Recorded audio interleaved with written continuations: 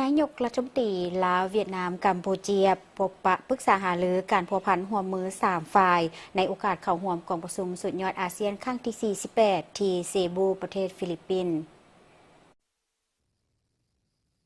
วันที่ 8 พฤษภาคม 2026 ที่ผ่านมาที่เซบูประเทศฟิลิปปินส์ประธานสนไซศรีพันดอนนายกรัฐมนตรีแห่งสาธารณรัฐประชาธิปไตยปฏิสุลาว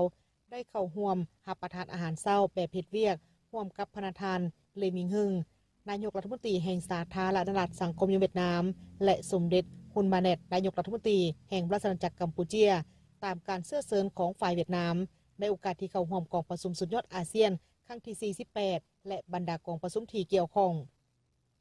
โอกาสนี้3นายกรัฐมนตรีต่างก็ได้แสดงความปิติยินดีที่ได้มีโอกาสพบปะกันอีกครั้งหนึ่งและตีราคาสูงต่อกับกลไกการพบปะระหว่าง3นายกรัฐมนตรีกัมพูเชียลาวเวียดนามในโอกาสที่เดินทางมาเข้าร่วมกองประชุมต่างๆอยู่ภาคพื้นและสากล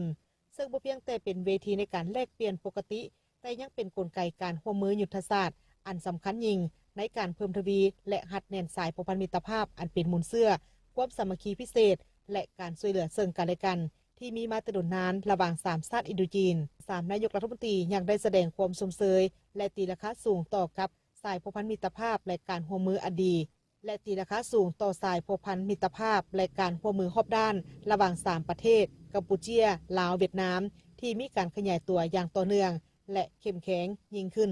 ซึ่งพ้นเด่นที่สุดก็เป็นการร่วมมือทางด้านการเมืองการป้องกันชาติป้องกันความสงบ